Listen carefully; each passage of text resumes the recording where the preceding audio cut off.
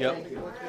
Okay, commissioners, looks like the mic's working. If you please take your seats, the first item, I'd like to call the meeting to order. Public services. First item on the agenda is Pledge of Allegiance. Pledge Allegiance.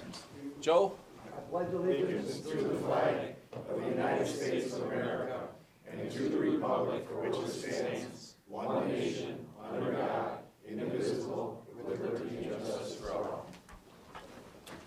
So the first item is to adopt the agenda, but I'd like to move item 7, the presentations, to 5A. So without objection, we'll put that to 5A, and we do need a motion for the agenda. Moved by Drollet, supported by Kleinfeld. We have to do it the old-fashioned way because the voting is not working. So all in favor of approving the agenda indicate by saying aye. Aye. Those opposed, motion carries. Item number 4, the minutes, we need a motion for that. Moved by Kraft, supported by Sauger. All in favor of voting for the minutes indicate by saying aye. Aye. Those opposed, motion carries. Item number 5, public participation. Anyone from the public wish to address this body? Seeing no one from the public, we'll go on to the presentations, and we're going to start first with MDOT, Michigan Department of Transportation. We have Patrick McCarthy here. So, is there anyone else with you from MDOT, or are you the only one? Okay, so if you guys want to come up and give us again your names, your position, introduce yourself, and we'll open it up for you guys. Push the button in the middle on the base. And That's what I was thinking, but I wanted to make before sure we start, I just want to touching indicate things. the reason why I had called MDOT and SEMCOG to talk is obviously roads is a big issue on everybody's mind. Lansing's inability to deal with it makes it more viable for local communities to actually look into it, which is, what Senator Pete Lucido, he came here last month to talk about his plan and his ideas, and I wanted to get them here to talk about possibly that as well. So I'll open up a presentation and the mic to you guys. Okay, thank you very much. My name's Patrick McCarthy. I'm the Bureau Director for Finance and Administration for MDOT. And I'm Troy Hagan, Director of Governmental Affairs for MDOT. Thank you for having us here today. I enjoyed working with Crystal to set this up. And I'll let Patrick go ahead and do the presentation, then we'll be available for questions. Thank you. Thanks, Troy. Can you see my presentation? Is it up on the screen? Okay, great. All right. Let me see here.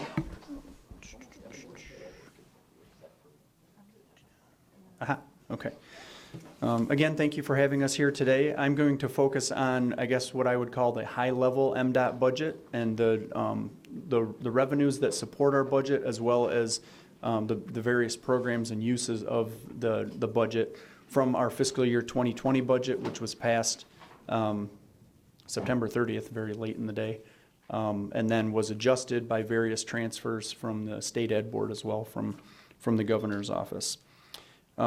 The various funding sources that we have to support our budget, a large portion of the money that we receive comes from the Michigan Transportation Fund, which is supported by vehicle fuel taxes, gas and diesel, as well as registration fees from Secretary of State. There's a little bit of a sales tax component, which is generally funded mostly for comprehensive transportation, so your public transit agencies and rail, and also there is a sales tax component for aeronautics funding as well. You also have a large section of our funding that comes from the federal government for the various programs, both highways, rail, transit, and aeronautics, as well as a local match that is used on some of our road projects as required by Act 51 for those road projects that are not on a limited access freeway. We also have funding sources from some of our tolled facilities. Typically right now we have toll facilities that are at the Blue Water Bridge, the Mackinac Bridge, and then up at the International Bridge.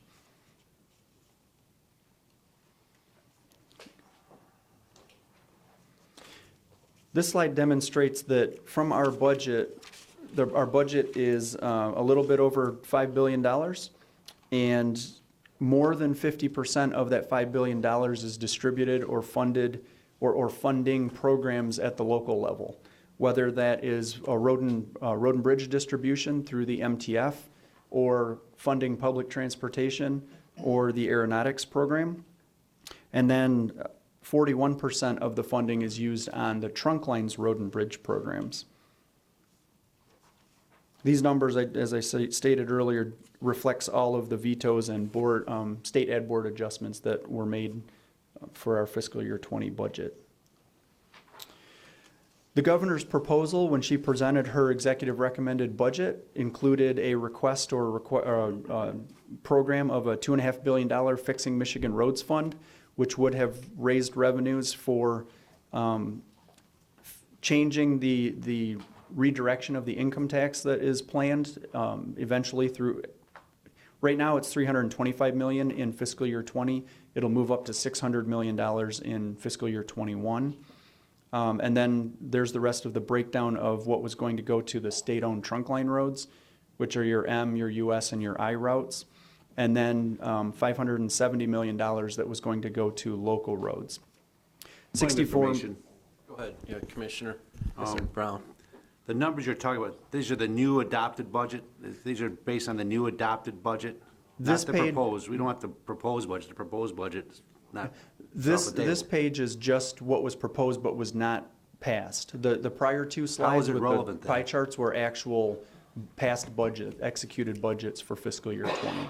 Okay. So this is just, how is it relevant then? Why talk about it then if it's, what's the point of, we're still focused on fixing the roads, and even though the 45-cent gas tax didn't materialize, there's still that $2.5 billion annual need to get the roads back into the condition that all of the citizens would like.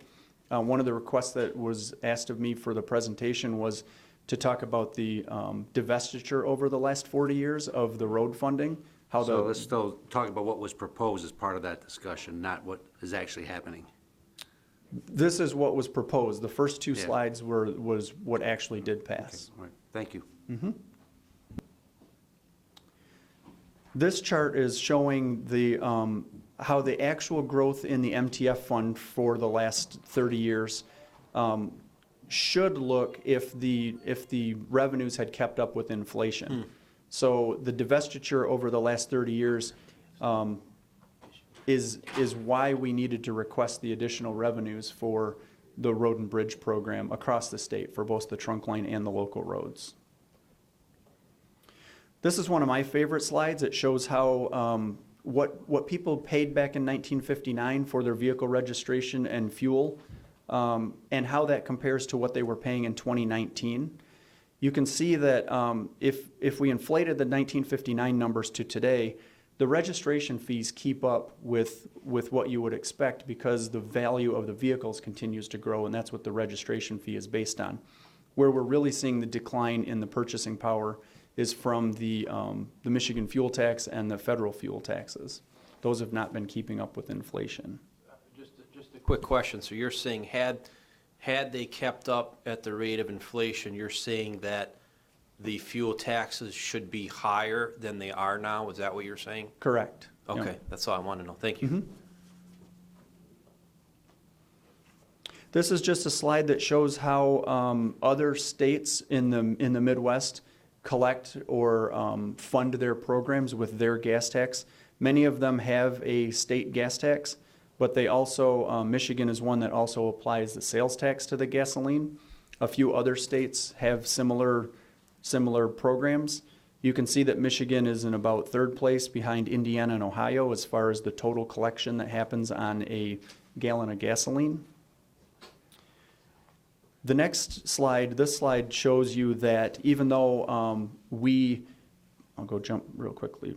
Even though we have a gas tax and a sales tax that's collected on our sales at the pump, 61% of those collections go to the local governments, and other states across the Midwest don't participate or share that much of their gas tax revenue with their local governments. South Dakota doesn't share any of their collected revenues with their local governments. Other options and things that are being discussed and tools that are available to raise revenues for for states to fix their roads and bridges. There's some tools at the federal level that allow for loan programs and bonding programs.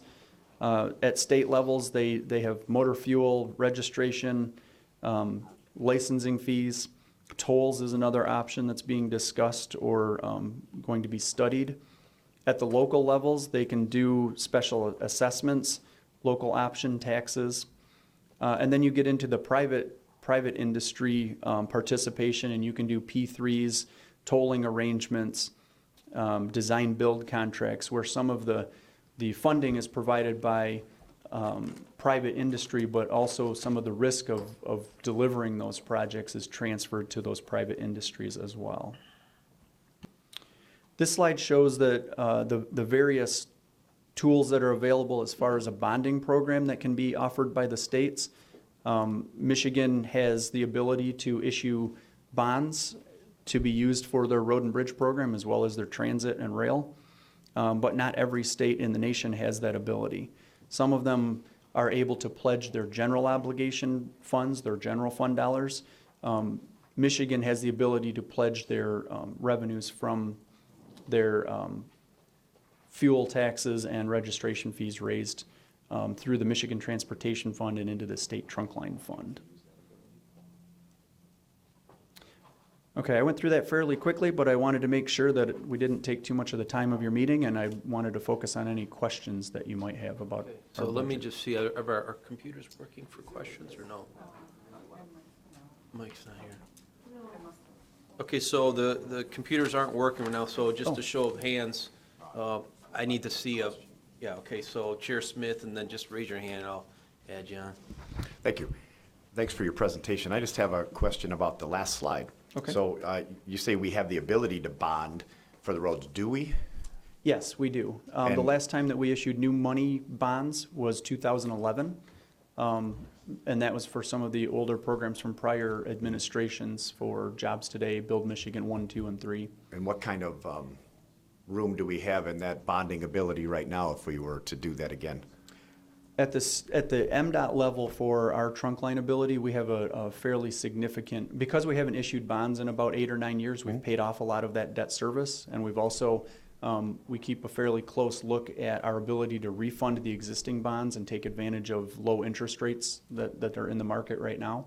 So there's a significant capacity to bond in the next few years. We still have some debt that we need to pay for through 2027.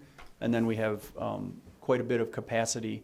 The state Act 51 allows us to have up to 4 times coverage, so we can use 25% of our revenues that come in to fund debt service on an annual basis. Okay. Any plans in the near future? We're always in discussions depending on how the market looks and what's available to us. Having a reasonable amount of debt is not a bad thing. You can control inflationary costs of materials and labor. Similar to we all probably have a mortgage on our house. That's not a bad thing. It allows you to build a house instead of waiting until you've collected all your revenues to be able to buy the house. If you waited, a lot of us wouldn't have a house for 30 years. Right. So, but no plans you can talk about on the front burner that you're looking at bonding for? No, not at this point. We are going to the market probably in January or February to refund our 2009 bonds because they're now callable and the interest rates are in Lower. positive position for that. All right. Thank you. Before, just one question. I have Harold Hall and Drolette on the list. Anybody else on the list? Sauger? Okay. I just have a quick question. Voters seem to be they know roads are bad, and it's a concern for all the voters and residents to address that issue. But I think voters seem to be somewhat confused with all the, I would say, political discussion, infighting, bickering of not seeing solutions being done. You've had a certain political side that would say we need to shift money around, doing this and that, and that'll solve our problem. And I've heard from the other side that it's not shifting money around, it's the fact that there's a shortage of revenue and we need to raise revenues to deal with that $2.5 billion governor plan. And I'm wondering, very briefly, can you explain that at all? I mean, how much is this, how much of it is a revenue issue, or is it just shifting money around Act 251, or what Senator Pete Lucido talked about last month? If you care to comment on that. Sure, it truly is a need for additional revenues. The growth of the revenue over the last 40 years has not kept up with the pace of inflation or labor growth. We are continuing to administer or spend the available resources that we receive through the MTF distributions from our state revenues, as well as the federal revenues. The federal revenues have not increased in significant number of years either. It's not a matter of just trying to find the money in the rest of the general fund budget. If you look at what's actually would be available to redistribute, because it's not federal funding or restricted for certain purposes in the general fund's budget, there really isn't much or any funding available for transportation. And the governor's goal is to make sure that the money collected for roads goes to roads, general fund goes to the general fund, and the school aid money goes to the school aid programs. Okay, thank you, thank you. Commissioner Hall, you're next on the list. Thank you. Thank you, Mr. Chair, and I want to follow a little bit on Chairman Smith's questioning. When you talk about bonding, and I'll use Roseville. Roseville puts on the ballot a bond proposal, assuming it passed.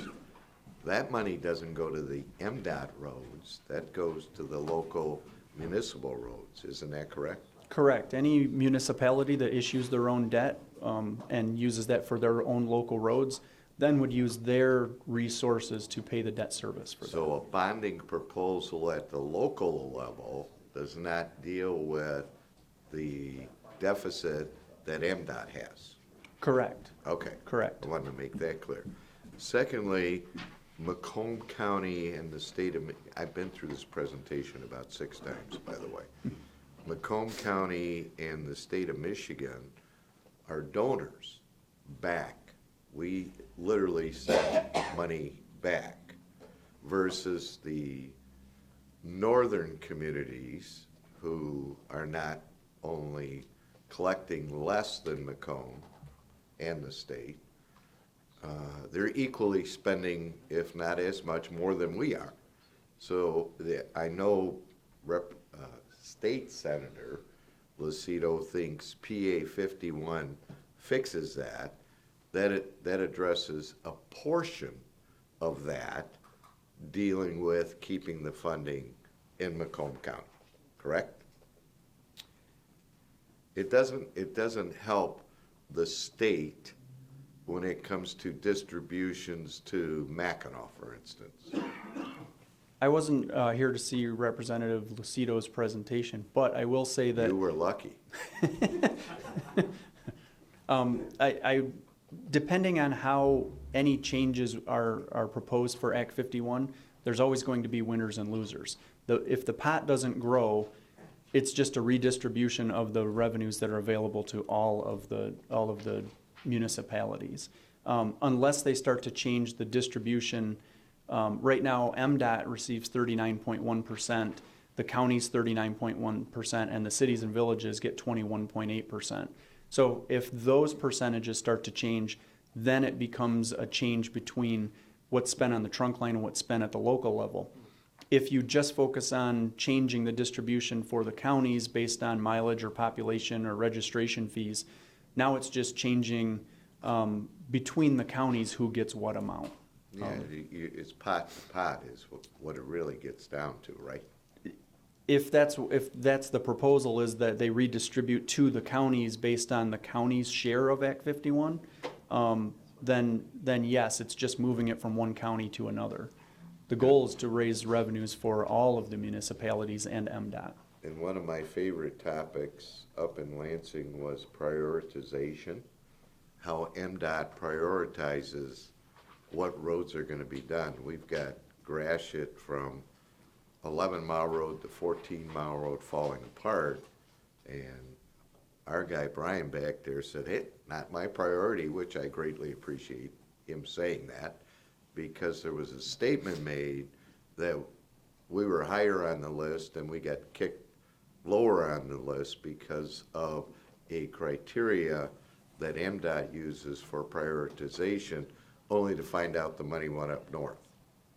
So I really got an issue with Macomb County being a higher priority, or at least equal to some other counties. Thank you, Mr. Chair. Thank you, thank you. Next on the list, Commissioner Drollet.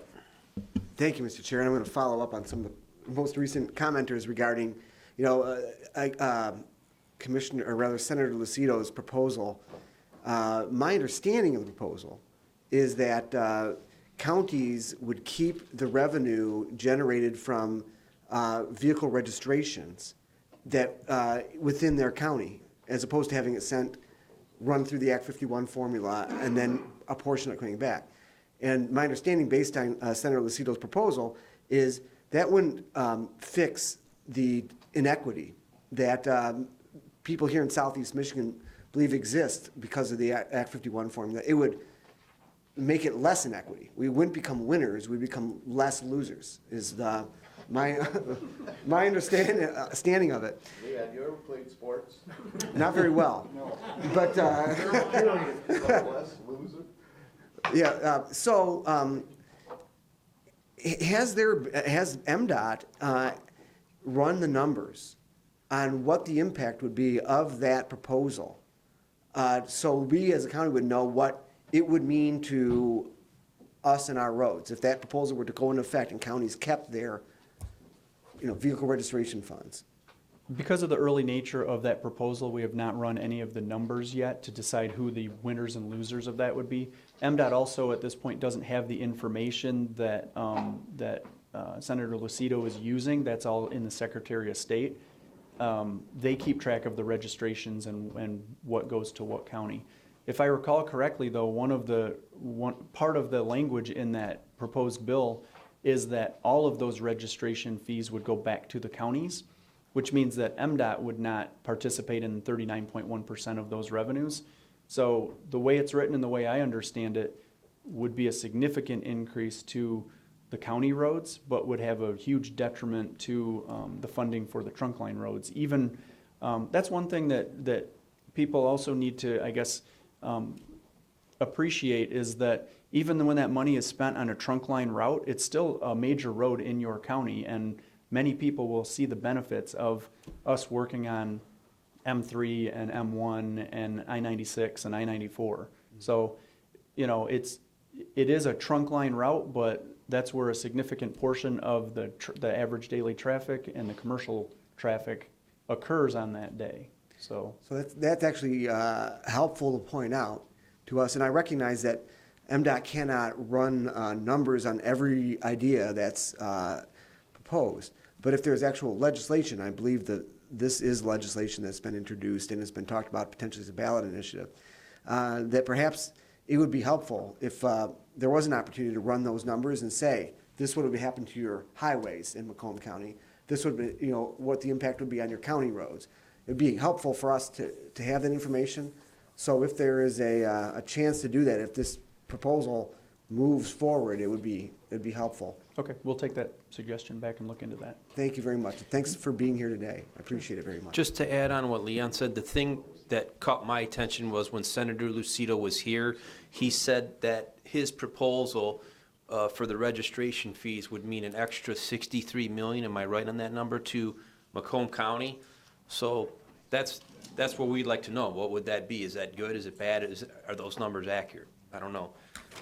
Next on the list, I have Commissioner Kleinfeld, then Sauger. Commissioner Kleinfeld. Thank you, Chair. And I think we all understand that as long as it's not increased, that there's winners and losers. I think the frustration here is there's been the same counties that have been losers year after year after year after year. We haven't even gone through winter yet, and we've already got the potholes. Have you guys noticed we haven't even gone through winter yet. And we drive up north and we're like, wow, this is nice, you know? So it's a lot of years of the same losers. There was a debate over whether or not we should be able to do our own assessment. And we have a lot of mixed feelings about that, but the problem is we're already being forced to seek several different types of millages from the voters, a whole bunch of different little ones. Well, they aren't doing anything at the state level. My first question is, I thought some of the other Midwestern states did some sort of assessment, some sort of tax or millage or something statewide on roads. Is that not something that is done? I'm not familiar with what all of the other Midwestern states do as far as ways that they fund their transportation. Not all states, some states own all of their roads, even down to the subdivision roads. They don't have local road ownership. So they have different ways that they would probably assess taxes or fuel taxes on their Well, on if their you remember a system. few years ago, we had something on the ballot and it went down in flames. The reason it went down in flames is I think the legislature was trying to fix something. They were trying to stop allotting things to the wrong place. But because of that, they got this real heavily worded thing. And as a result of that, it failed. Whereas if you did a statewide proposal that is just one thing, separate from everything else, separate from the gas tax, everything else, that is guaranteed to go 100% to roads, and it's not over time going to go to anything else, nothing else, just roads, you might get that passed. Because if they're not going to get it, if they're not going to reach an agreement on a gas tax, I mean, if they're not going to do anything up there, we're going to start losing all our businesses, and then the state's going to start losing a lot of money.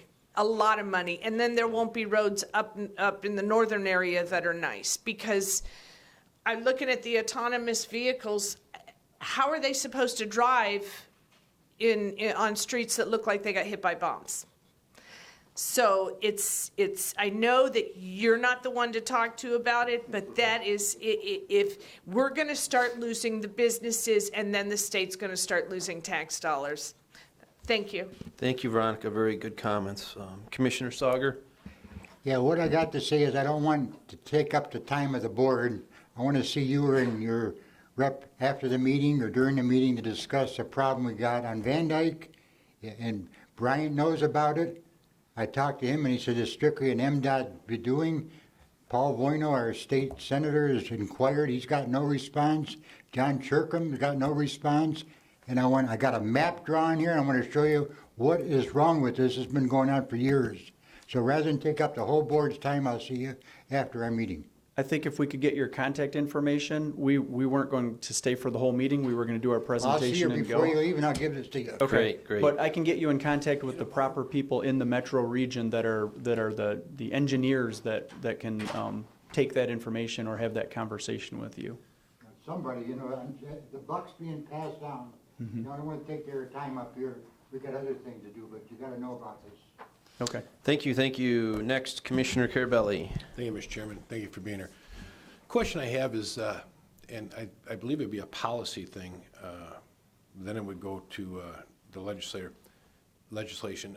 Did you guys, Michigan does not, I believe there's a ban on impact fees. Is that correct? You guys, they What do you won't mean allow by impact fee? Impact fees. Impact.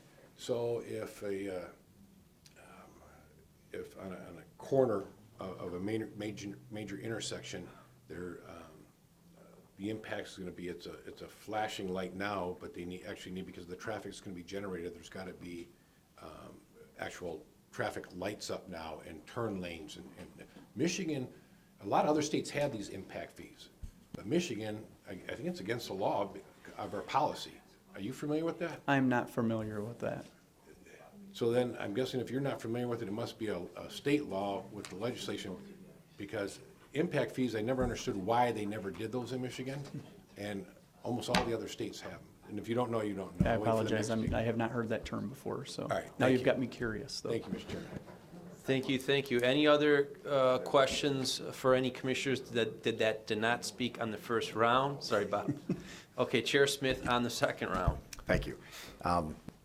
Again, Rob, first I want to say thanks, because this is, I can tell already, very helpful, and we're, already learning some things. You hear a lot about Act 51 and different components of it, and I'll tell you that today, between, both of you, I'm learning that, 40% of Act 51 goes to the state for your state funding, and I heard earlier that maybe there's another percentage, 10% or something like that, has to do with harbors and in rail and different things like that. So when we heard from Senator Lucido about his plan, although it really sounds fantastic, I'm not sure that we've backed out, or he's considered maybe just his plan maybe says, I don't want to give that 40% to the state, or if his plan was missing that component, and then the numbers might have to be adjusted, obviously, to say, what would we get if we made everybody else whole in the state, or the rail and all the other little things that are outside of Act 51 general roads. So I appreciate you coming here and talking about that, and that's one of the questions I think that Commissioner Drolet has for you, and obviously we can't direct you, but it would be nice to, and maybe we'll just have to ask Commissioner or Senator Lucido too, those numbers and where they fall, and I guess it's kind of based on his bill, on what that bill says, on where if he's actually intentionally leaving out the state, or how that works. So just so you know, that's how it was explained to us, but without all the details of where, how that money was still being separated. He just said, new or all registrations come into Macomb County, and that's kind of how we left it. Sure, and we'll be happy to look into running those numbers. And I also, just from my reading of that proposed bill, it was going to redirect all those registration fees back to the counties, which wouldn't have put it through that distribution formula. So the trunk line would not have gotten any of those funds. Okay. Well, and that's, through the registration part, Through the which is only registration fee. his part of the bill. It would also have a negative impact on the Comprehensive Transportation Fund, which is public transit and rail. And one thing MDOT always is conscious of is the entire system of transportation.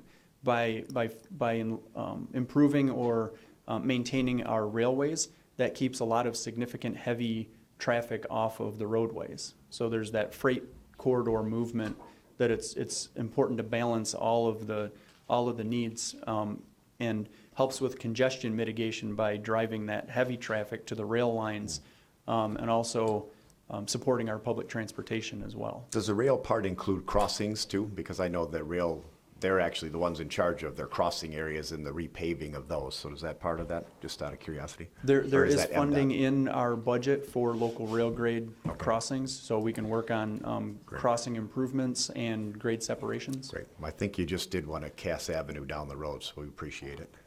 Thanks. Thank you. Commissioner Brown. Thank you. Does the department agree that the Act 51, as it's presently set up, puts communities in southeastern Michigan at a disadvantage for funding? Does MDOT agree with that basic premise? I don't think we have an opinion on the distribution of Act 51. It is the law that we operate under, so we focus on just making our calculations and distributions based on what's in the law. But as a Department of the Administration, are you working towards a solution that helps Act 51 be reformed so that it's more equitable, so that it addresses the concern of the most populous part of the state? It's not something that we're working on making any changes to Act 51. That's not anything that we're proposing. Thank you. Thank you, Mr. Chairman. Thank you. Any other questions or comments for the MDOT folks? Okay, seeing none, thank you very much Thank you. for coming here today.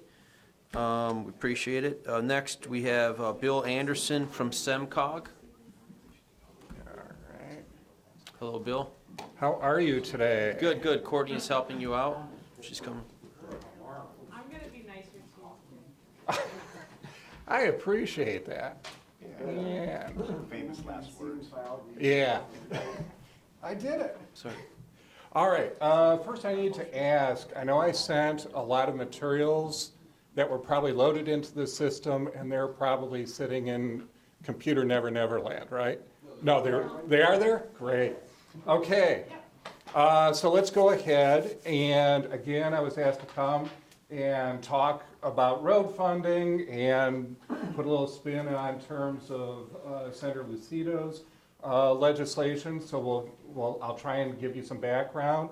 I will apologize. I am going to throw 100 different numbers at you, but hopefully it helps you put perspective on everything that this is being talked about. As a quick introduction, again, I'm Bill Anderson with the Southeast Michigan Council of Governments. I handle local government finance and operations. I've been with SEMCOG now for almost 7 years. In my prior life, I spent 8 years in a Senate office for a senator from Oakland County.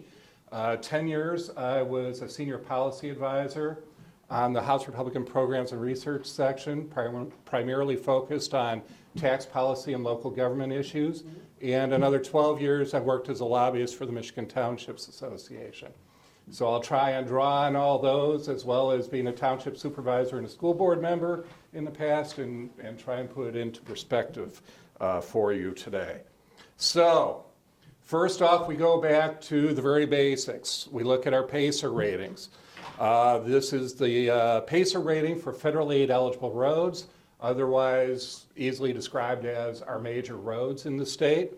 And you can see the Macomb County breakdown of 42% of the roads being in poor condition. In the SEMCOG region, being 7 counties, Wayne, Oakland, Macomb, St. Clair, Livingston, Washtenaw, and Monroe, we're at 45%. And the statewide average is 41%. I will say, when you drive out state, if you're staying on the state roads, those are the best roads that we have. So if you are driving and you're on an M road driving and checking out the leaves, you are probably on a road that's in better condition. The more you get off, it's really simple. The state roads are in the best condition, then way down from there are the county roads, and then down from there are the city roads in terms of how well they are maintained. But this is a statewide issue that we have to deal with. Now, Macomb County, I have tried to figure out every way I can slice and dice information in terms of how we use the roads, where they are, to give you numbers to put perspective behind everything. So we're going to start off with the simple ones, 8.5%. That's the population of the citizens that live in Michigan that reside in Macomb County. So Macomb County has 8.5% of the population of the state. So just keep that as your base number on almost everything else we talk about. Keep that number in your head. Centerline miles, a lot of debate has gone into the issue of, well, we fund everything on centerline miles. So Macomb County has 2.66% of all the centerline miles of roads in the state. But what about lane miles? We got a whole lot more lane miles. Well, you have 2.85% of all the lane miles in the state. So the difference between centerline miles and lane miles, yes, you have a greater percentage of lane miles than centerline miles, but it is not an overwhelming difference between centerline miles and lane miles. Federal aid centerline miles, main roads. You have 2.04% of the federal aid centerline miles in the state, while you have 2.62% of the federal lane miles instead of centerline miles. So yeah, there is a bigger difference there on the main roads. You do have more roads that are multi-lane as compared to the rest of the state. But again, overall, about 2.5% of the roads are here in the county. Again, 8.5% of the population. PA 51 road funding distributions for 2018. 6.51% of the distributions made to counties under Public Act 51 came to the Macomb County Road Commission. So about $58 million out of the $888 million distributed in that year. But also, the cities within the county received 8% of the distributions made overall by the state to the cities, being another $40 million out of almost $500 million distributed to cities across the state. So overall, for all of the money distributed under Public Act 51 to local governments, 7.06% of that came back to the county. 8.5% of the population, 7.6% of the revenues distributed to all the local governments by Public Act 51 came back to the county. Now I'm going to put a different kind of spin on this. Now we're going to look at it from different perspectives, like per capita, how much you're receiving per mile of road, and how much on a center line versus lane mile difference. So when you look at funding distributions to local road agencies in 2018, essentially Macomb County received back $116 per person. The region, the SEMCOG region, averaged 125. The state averaged 140, and the counties outside of our region, outside of the 7-county region, the 7-county Metro Detroit region, averaged 154, okay? So when you look at things from a per capita basis, you are right. Macomb County is very low in terms of its per capita money being returned back from the state. When you look at it on how much you receive per mile of road, it looks very different. Macomb County received $28,000 per mile of road for all of the county and all the city roads within the county, added up together and divided by the total mileage. The region received about $23,000, but I will tell you that Oakland and Wayne County were very, very similar to Macomb County in terms of being at the 28. What brings it down is St. Clair, Livingston, and Monroe receiving significantly less than the big 3 counties. The state average, the amount that's distributed to local road agencies across the state, is $11,000 per mile. And if you look at how much the county outside of Metro Detroit, their average is $8,000 per mile. Centerline mile. So, but everybody's saying, but what about lane miles? Next line. $12,400 per lane mile in Macomb, $10,500 within the SEMCOG region, $5,000 for the overall state average, $4,000 on average across the state less the SEMCOG region.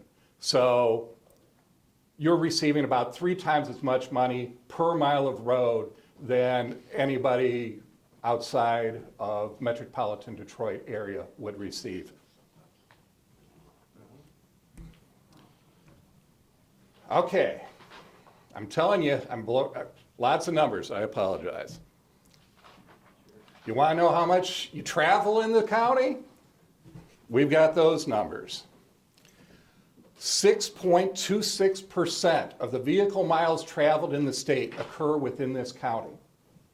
That's 6.375 billion miles per year as compared to a total of 101 billion miles being traveled each year in this state. Okay?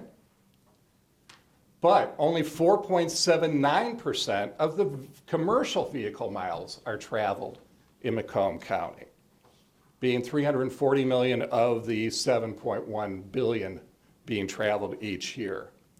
Now, one of the things, when I looked at this number, I'm going, well, what struck me was Macomb County has less area than Oakland, less area than Wayne, And so to get in and out of the county, it takes fewer miles traveled. Now, I'm not going to say it doesn't take the same hour to get home every night as it does anywhere else in the state.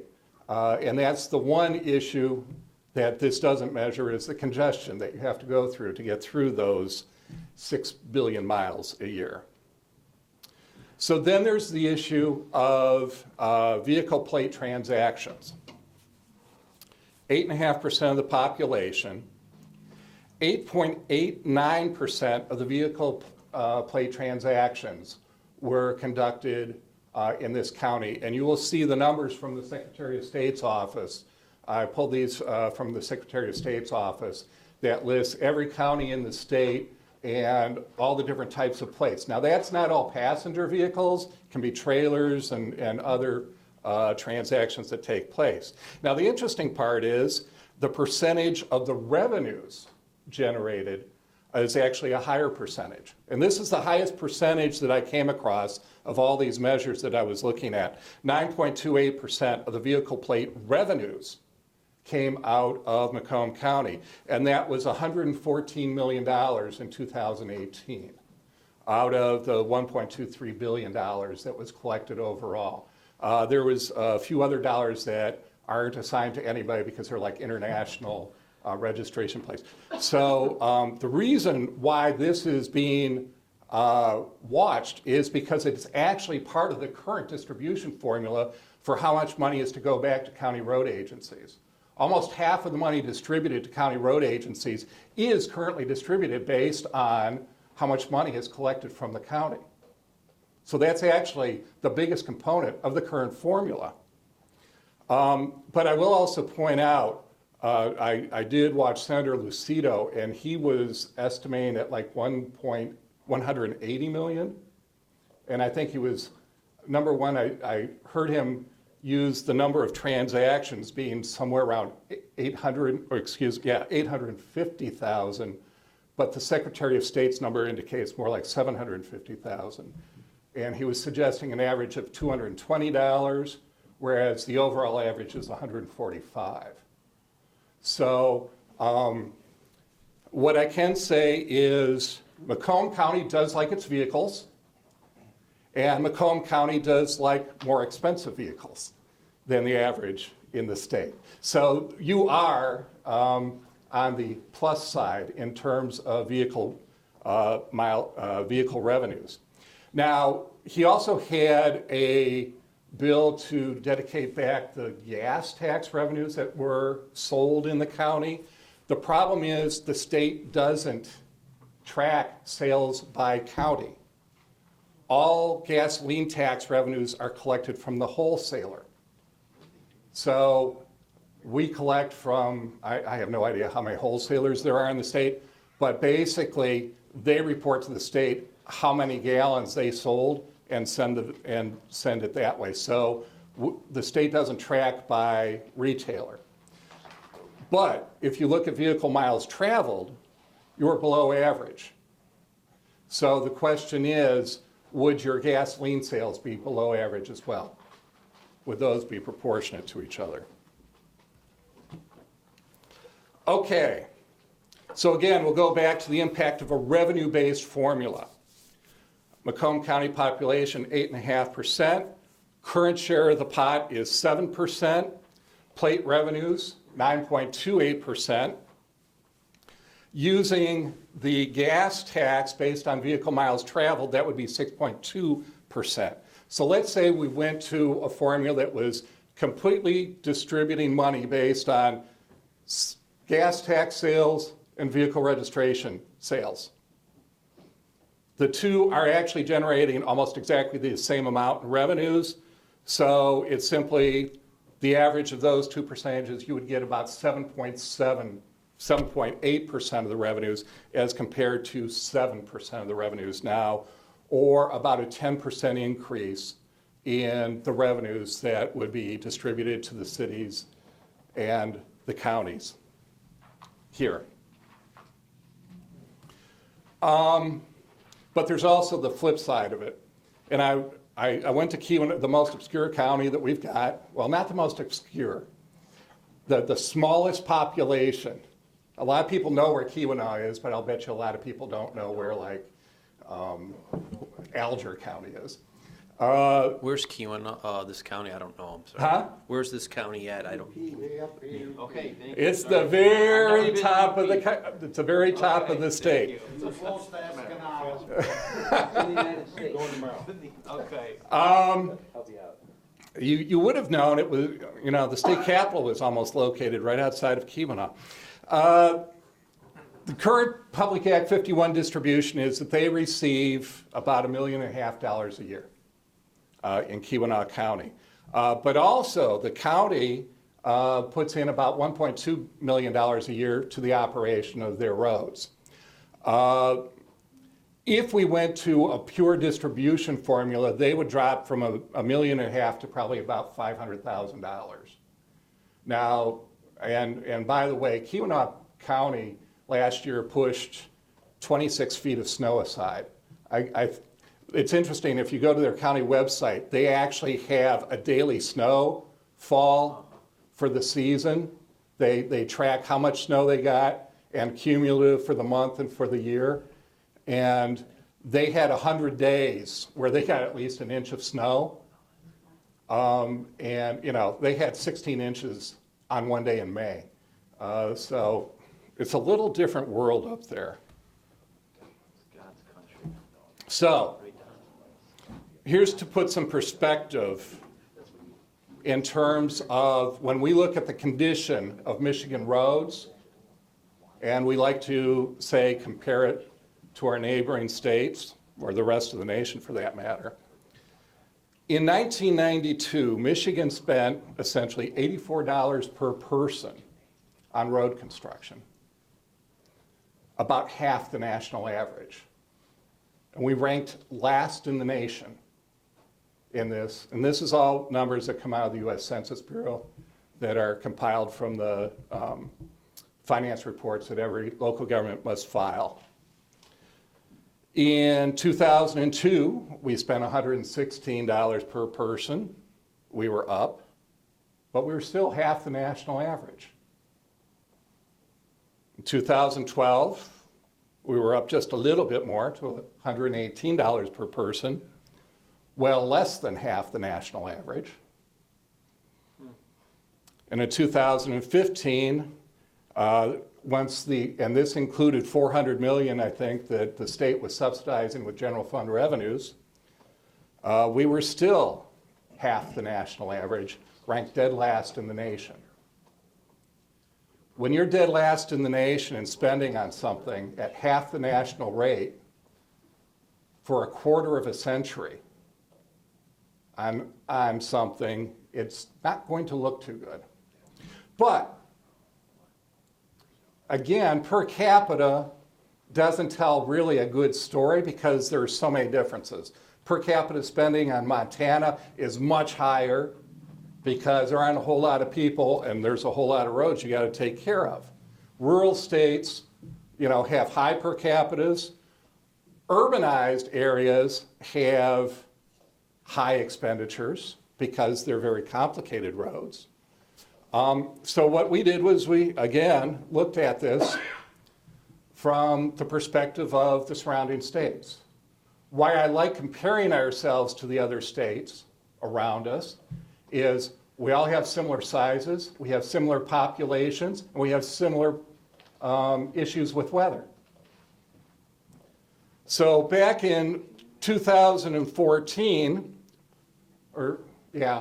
15, Michigan was at $141 per person that we were spending on road construction. And of course, we were last.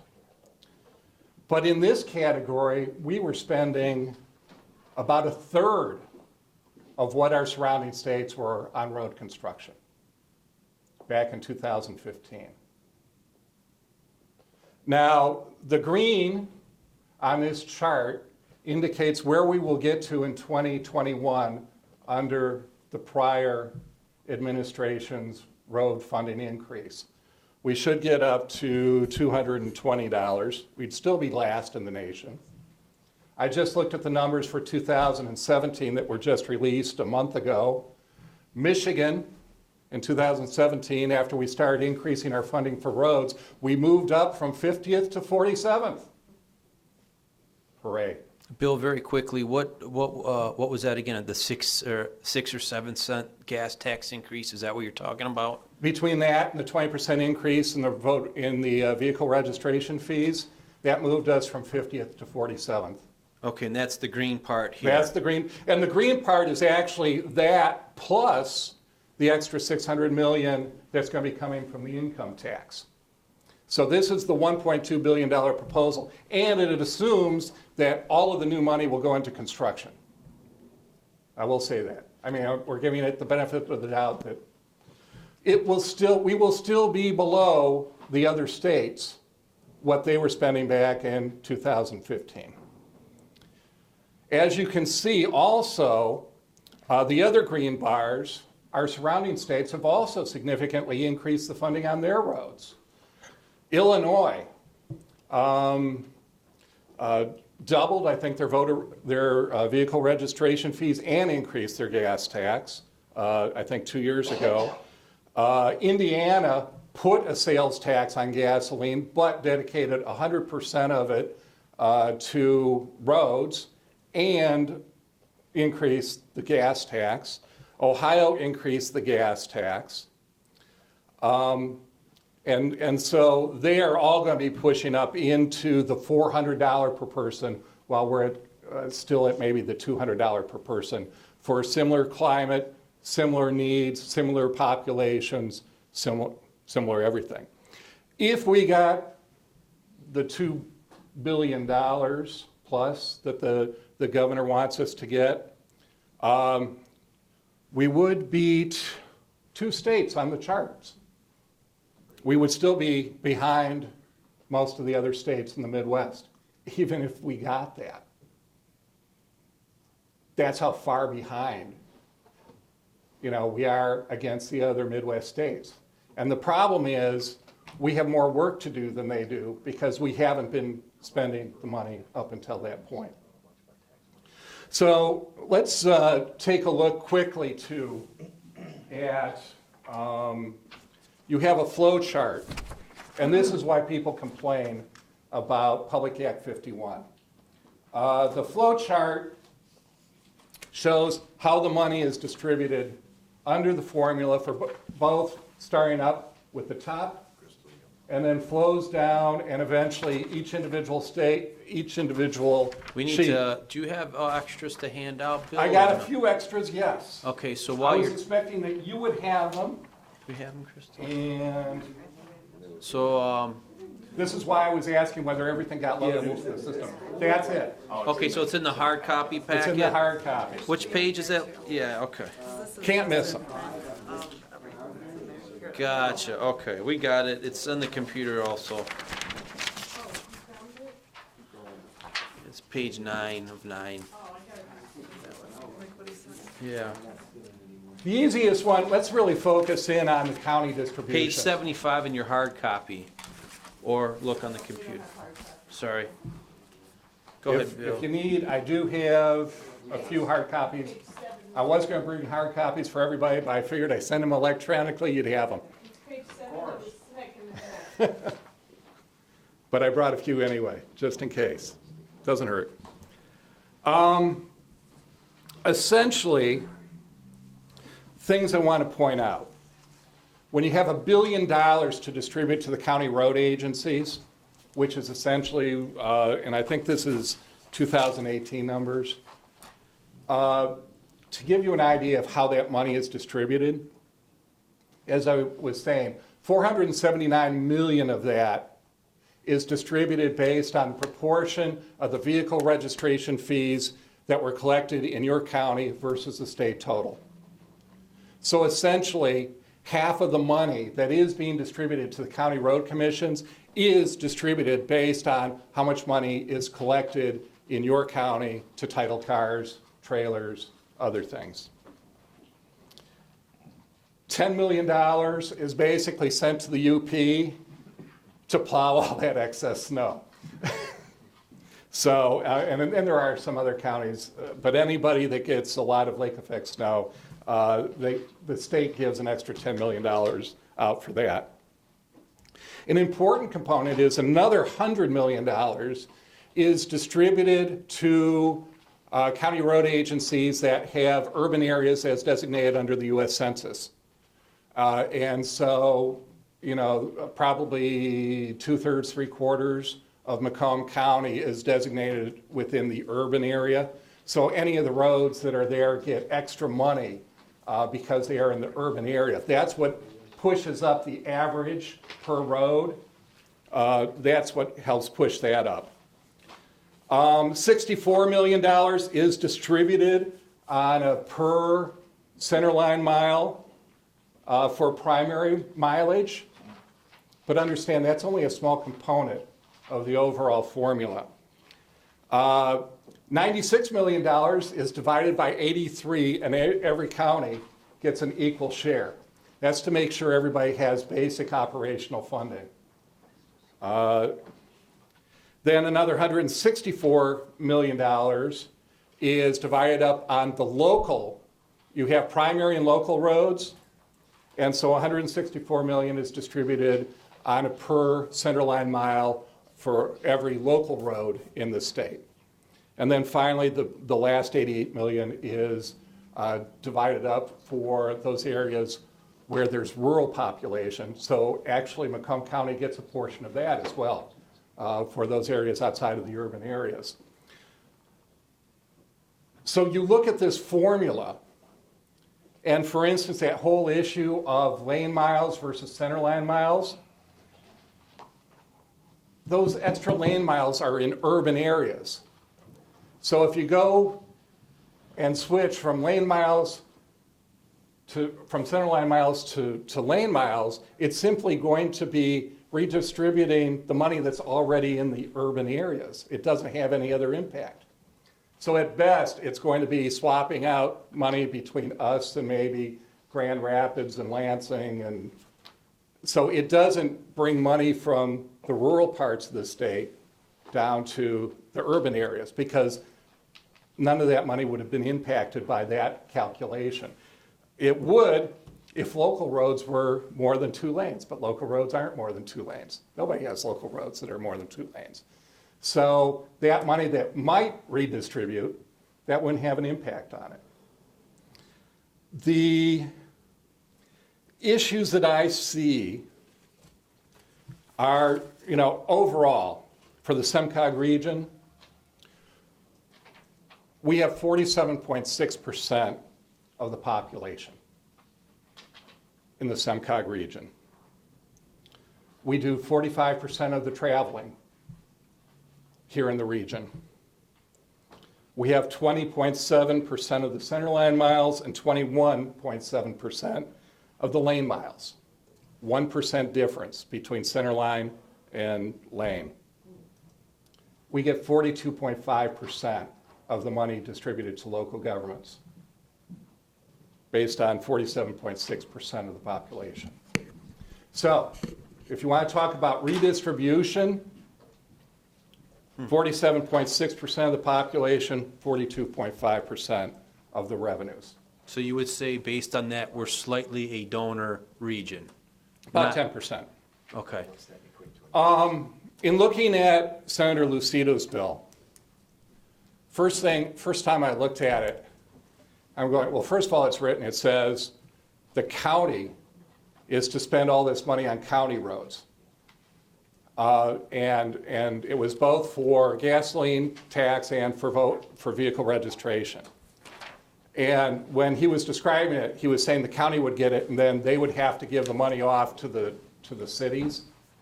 And I noticed we had a couple of House bills that were just introduced that actually talked about how the money was supposed to be sent off to the cities based on lane miles in each of the cities. The first issue is that means there is no money to fund MDOT. If you take the gas tax revenues and you take the vehicle registrations and you send all that money into the county, there is no money to operate the interstate system, the M roads, or any of that. That's a problem. But that's not the proposal now. It's the registration fees, not the gas. If it's just registration fees, then you only cut MDOT in half. Right. Okay, so then we only cut the amount of money that we put into, you know, the freeways and the highways by half. They would still get, you know, half the money from the gas tax revenue. That's a big problem.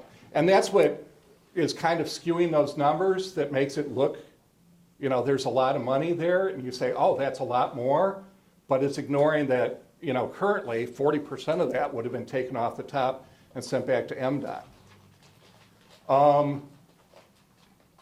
So that is a significant issue.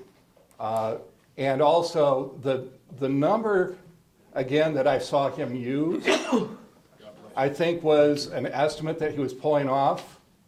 Like I said, I think somebody might have gotten a wrong number for the county to overestimate it by 100,000 vehicles. And again, his average per vehicle, he was using probably personal experience as opposed to the true average. And, you know, trailers, you pay a lot less to register a trailer than a car. So I gave you the Secretary of State numbers. You can play with them so you can see exactly how much would go to each county under that. I've given you the vehicle miles traveled for every county so you can kind of figure out where the gas tax revenues are going to be generated from that. Like I said, I've given you as many different items that, you know, if you love crunching numbers, you can go and play. That is playtime for me, I'm sorry. It is a challenge. When we talk about needs, SEMCOG within our plan for 2045, we looked at how much money we need to get roads back up to basic operations, which is 80% good or fair. We see that this region needs an extra $1.2 billion per year for 25 years to get the main roads up to 80% good or fair. That does not include the 60% of the roads that are local roads and getting them up to good or fair. That's a huge task, but it's a hole we've been digging for 25 years. Okay. Very interesting. Thank you for coming here today. I'm going to open up for questions. I have on the list Carabelli, Kleinfeld, and Smith. Is there anybody else, Joel? Okay, we'll start with Commissioner Carabelli. Thank you for the presentation. First question, you are familiar with the impact fees? Yes. And why doesn't Michigan have those? Impact fees are accrue to developers who are developing property. What the theory is, for instance, Florida is a big impact fee state. And if you're going to put in a development, even though it may not change the nature of what is needed at that time, there's an assumption over time as more development takes place. At some point, you're going to have to widen the road, put in the new signal. So you charge each individual developer a sum of money when they develop that property that's put into the fund to help offset the cost of expansion of infrastructure. And Michigan never looked at that? Michigan, it is not legal to do that. And there are interests that don't want to see that happen. Have they ever looked at it? Oh, absolutely. Okay. Next question I have for you is this.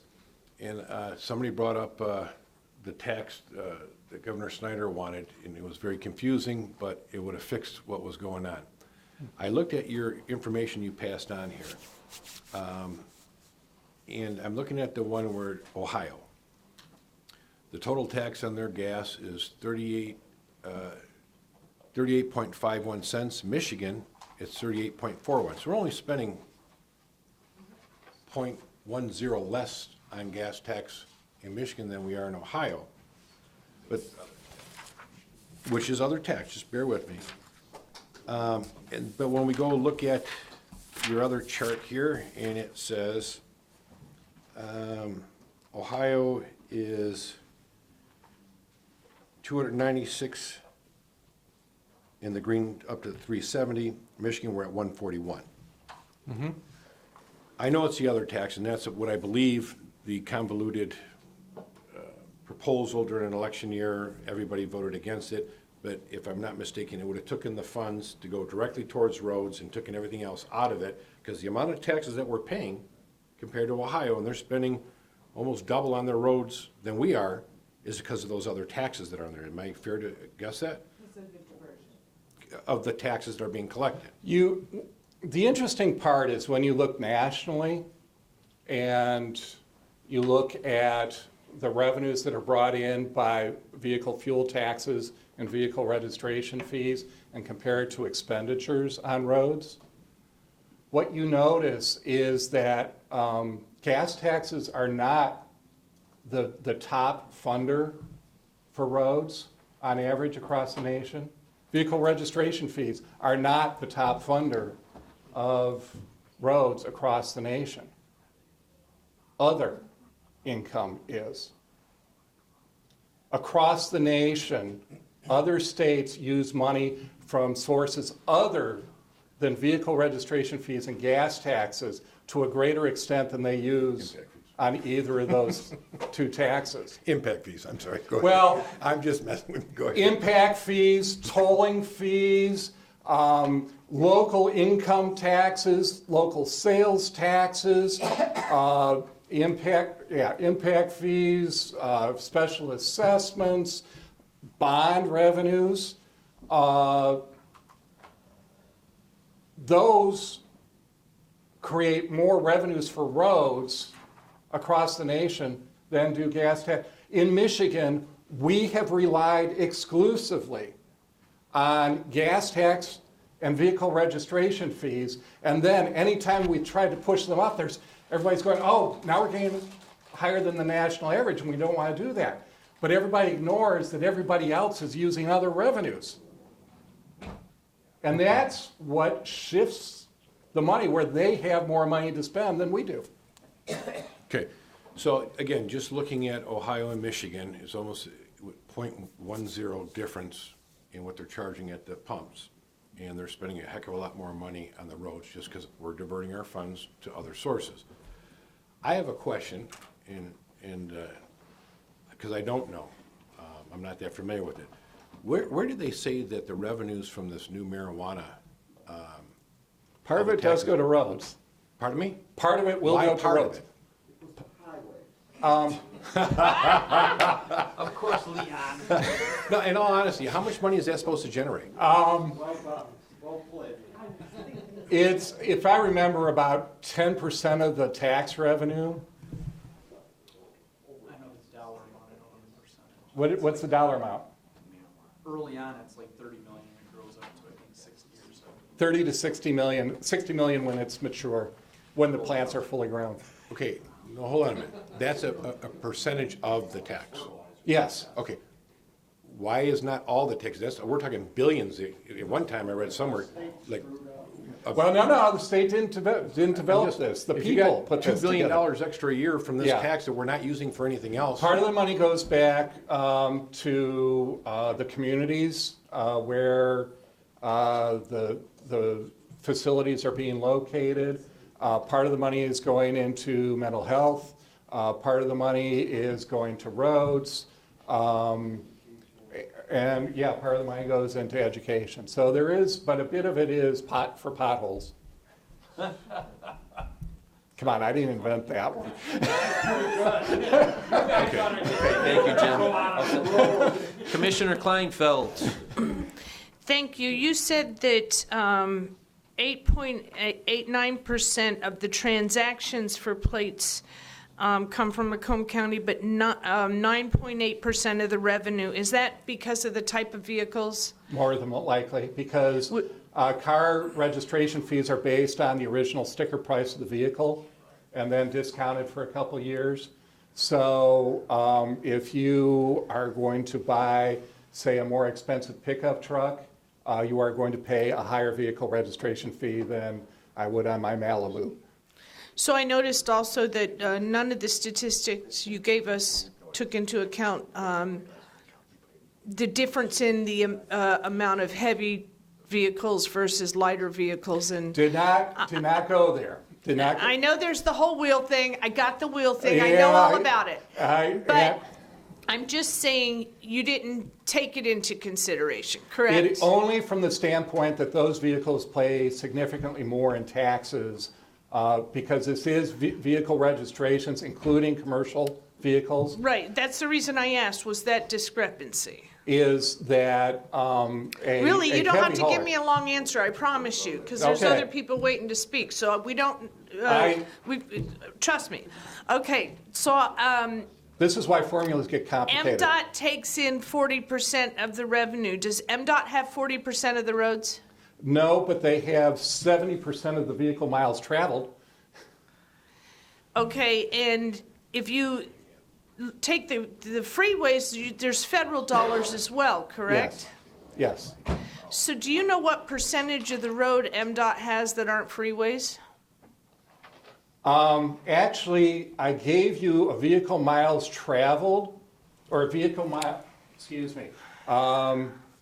system length. You'll notice that it's broken down by NCF 1, 2, 3, 4, 5, 6, 7. That is national functional classification. 1 is going to be freeways. 2 is going to be other highways. So I can do some addition? Yeah.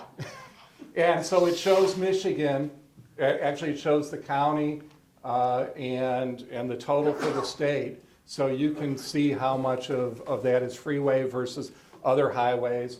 If I remember right, it's of the 10,000 miles that is state-owned, I'm going to say about 1,000 is expressway, and the other 9... I was just wondering as a percentage compared to the others, and there's no way that I'll be able to do that. It's there. Yes, you will. That doesn't mean I'll be able to do it. Okay, and I don't think the whole Act 51 thing came up. It wouldn't have come up if there wasn't this urgency or a need up in Lansing to try to address this situation. There's a lot of confusion relative to that. And freeways, listen, my parents live in Montana. And I have to tell you, between Butte and Anaconda, they just put in a roundabout, and there's nothing there. They put in a roundabout off the freeway, and there's nothing there. My parents are laughing because they know that they've got to spend the federal funds. They're repaving the same highway every single year.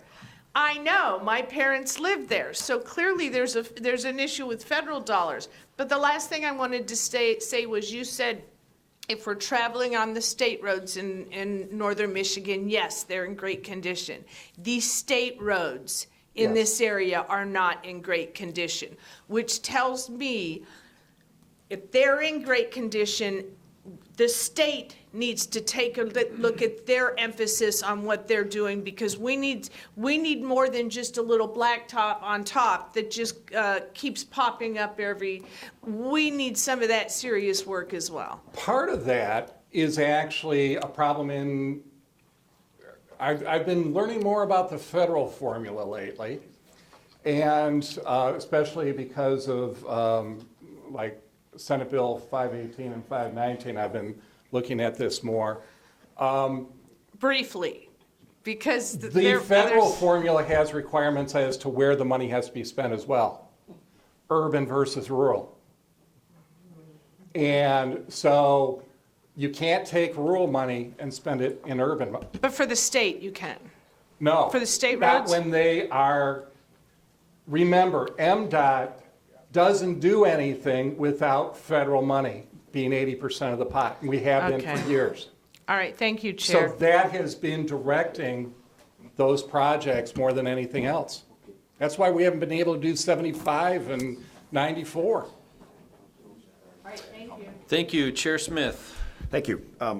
One observation I just want you to, concur with me. It looks like our roads as a percentage of good roads, poor roads, everything like that seem to be in the average of the state and the outstate. I mean, we're pretty close to everybody on being Overall. on overall In condition. different areas, I mean, I was looking at I mean, obviously, it's a like big generality. Genesee and Saginaw. I mean, they're in the 60% poor area. Okay. So when you, earlier you said, we agreed that we're a donor county to the point of maybe 8% or something, but what does that equal in dollars? I mean, it's different. It's different when you say 8 or 9% less than our population. About 10 million, So it's only a $10 million difference? somewhere around there. Okay.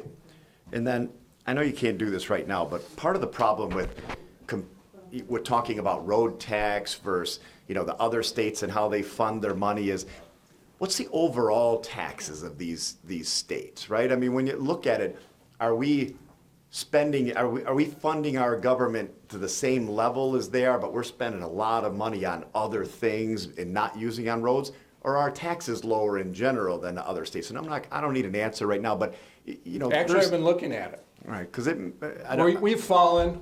At one point, we were a top 10 state. Now we're more in the around 30th. You mean as far as tax capital rate? revenues and expenditures for state and local government revenue and expenditures.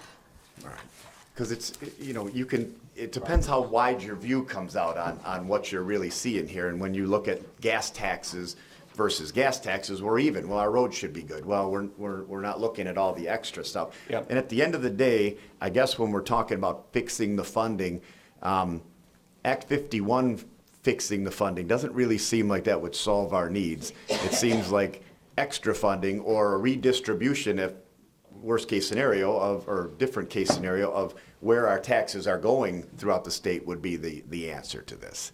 I think we could do really well if all the money were in the SEMCOG region.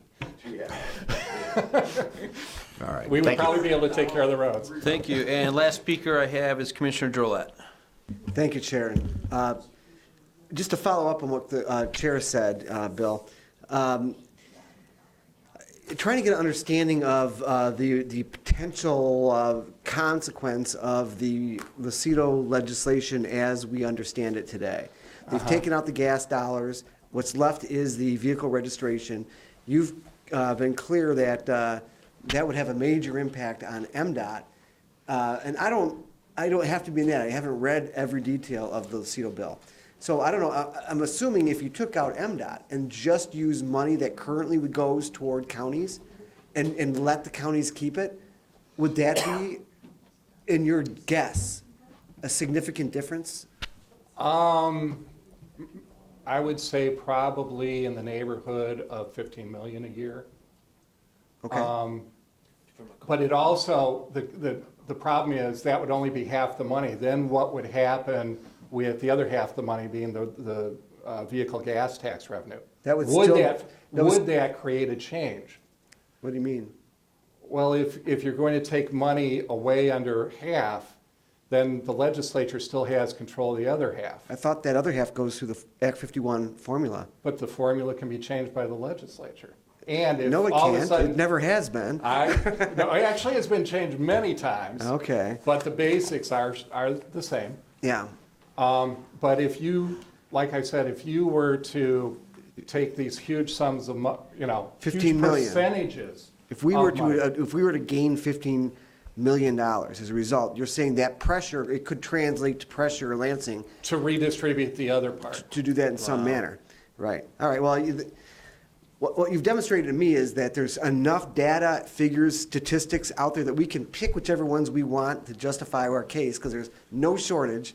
I have been in front of the Michigan Municipal League and said, if I can't show you a figure that shows you why you're being ripped off, I don't care where you're from, you're not Right, looking. everyone's got to, I don't know which is more mysterious to citizens, the Act 51 funding formula or the Area 51 in New Mexico, but Put them both are together. equally a mystery.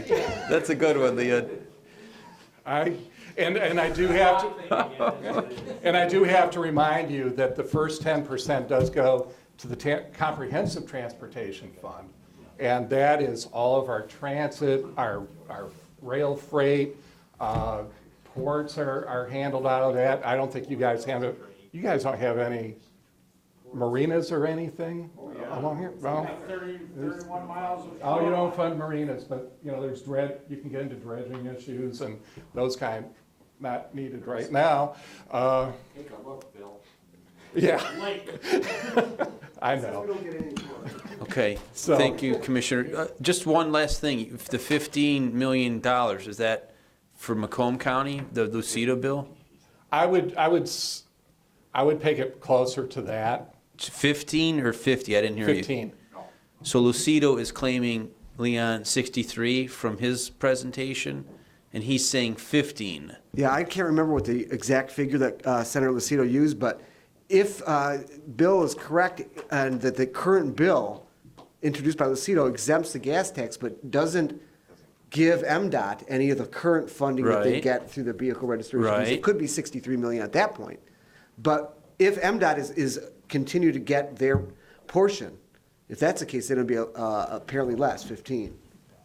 Because you would still be getting, you know, it's more, I was looking at the numbers, you know, he was comparing what you would get under getting all the money compared to what you have now. But what you have now would be cut in half, but you'd still get money from that. And he was comparing the difference. So you have to take it a couple more steps. And he was, I believe, overestimating the vehicle registration revenue for the county, at least compared to what I see on the Secretary of State's site. And I would say the Secretary of State is who generates the numbers that we use for the formula now. Okay. But let me ask one final thing. It's absolutely clear that, especially the number with the orange, green, blue columns, the per capita, that we have a significant shortage. It's on the revenue side.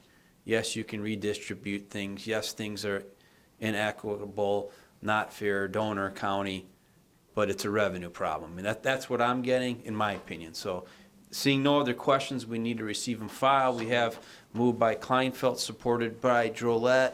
All in favor for receiving and file indicate by saying aye. Those opposed, motion carries. Bill, thank you. Thank you, gentlemen, for coming and sitting through this. It's very educational. Thank you. Okay, next on the list, we have item 6, department recommendations, all through Brian Santo, I believe. Do we want to get a motion for all of them, A through F, moved by Carabelli, supported by Hall? Any questions, Commissioner Kleinfeld? Thank you, gentlemen. Thank you. I noticed that most of these contracts have a very standard looks to them, which tells me that we wrote them. And what I also noticed, though, is on none of the things that we have, do we have any hold harmless. And I don't know if when we do performance bonds and when we don't do performance bonds.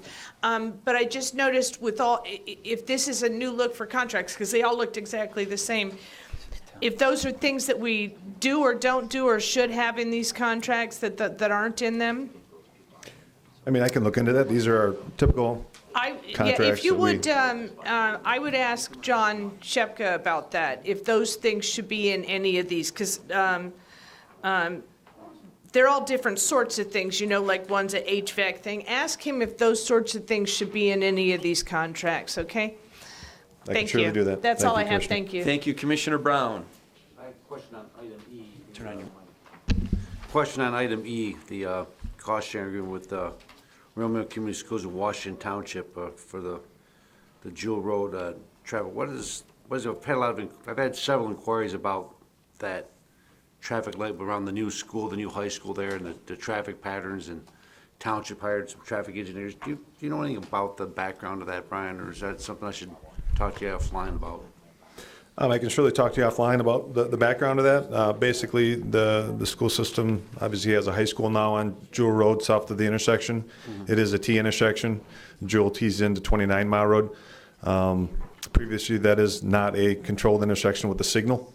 And there is a expressed interest in feel of a need to install a traffic signal to moderate traffic, being that the school system does have a lot of traffic generated with that intersection now, with turning movements. What's the county's funding? What do we pay on that? Or are we paying nothing for that? As far That's that totally local funded and supported? the cost share for that, I believe we would be putting in like the construction oversight and the design of the signals and construction oversight of that. Just the initial cost? Yes, the actual equipment and physical part of the signals would be split between the township and the school district, and any future costs, which would be maintenance or operations, DTE fees, would be participating on the township and school district side for future maintenance and operation costs. Okay. Thank you. Okay, thank you. welcome. Any Thank other you. questions? Chair Smith? Thanks, Brian, and thanks for hanging out and listening to this. I don't know if you heard anything new, but we certainly, I mean, personally, I learned a lot of different things about Act 51 and things like that. Have you guys even looked into Senator Lucido's proposal as to what it would do for Macomb County, either fully funding MDOT or completely not funding MDOT? Have you guys really looked into any of this yet, or? I haven't looked into the details of what, I guess, what, you know, Bill Anderson and Patrick McCarthy were talking as far as what it represents, what it doesn't represent, as far as taking money away from the state or not. I guess I fall back to Act 51 formula. Macomb County is a donator county. There isn't an equity as far as what's coming in and what's going out and what we're receiving back. Secondly, I guess I had seen the slide from Patrick's presentation. I think it was maybe the third slide where he showed the newly proposed $2.5 billion plan from the state. In looking at the designation of distribution, it looked like the state was getting $1.5 billion and the locals were getting $500 million. And if you look at the Act 51 formula, 39.1% goes to the state, 39.1% goes to counties, which was an equal share. Where's the equity in her proposal or the state's proposal on the $2.5 billion? All right. I understand the state wants to get their roads to 90% good and fair in 10 years.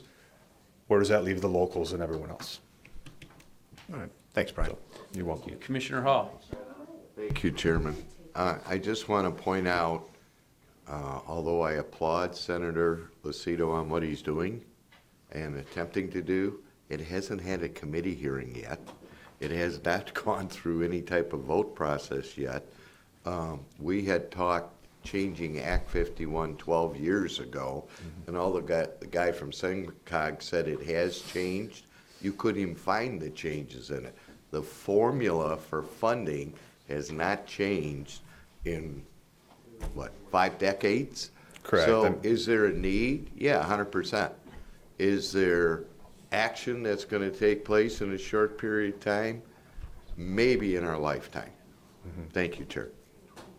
Thank you. Thank you. Seeing no other questions, we do have a motion to approve. All in favor indicate by saying aye. Aye. Those opposed, motion carries. Thank you, Brian, for Thank you, Commissioners. coming here today.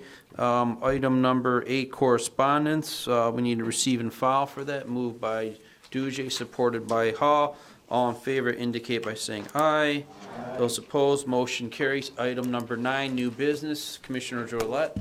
Thank you, Mr. Chair. As my colleagues can see, I passed out a draft resolution in support of Commissioner Lucido's proposal. Commissioner Lucido apparently has gotten resolutions passed by Oakland and Wayne County's Board of Commissioners in support of his proposal. Based on the information received here today, I think that we should gather more information so we know exactly what the proposal is a little bit more, with more detail. So I don't think we are ready to vote on it today, but I appreciate you, the information being presented here. I think it'll help us as we move forward. Thank you. Thank you. Commissioner Kleinfeld. Just going to say, we were saying he's a numbers cruncher, so he doesn't take things into account like the rate of vehicles passing over a road and whether that heats up a road and does that have an effect on the road. So there's all those sorts of things that he can't put into his Excel sheets. Thank you. Thank you. Any new business, Commissioner Romano? Thank you. I received notice, and I think we all have, that there was a scheduled meeting for the 19th of December. Unfortunately, I'll be leaving on the 17th, returning on the 24th, and I will be out of state. Thank you. Okay. Thank you. Commissioner Carabelli? Thank you, Mr. Chairman. I just came back from 87-degree weather, and I'm heading to Calumet. I think it has 4 feet of snow where he was talking about, and I'm leaving tomorrow morning. I'll be back Monday morning. Thank you. You doing snowmobiling up there? Really? Okay, seeing no new business, anyone from the public? Seeing no one from the public, moved by Duje, supported by Drollet to adjourn. All in favor indicate by saying aye. Opposed, motion carries. Drive safe. Meanwhile,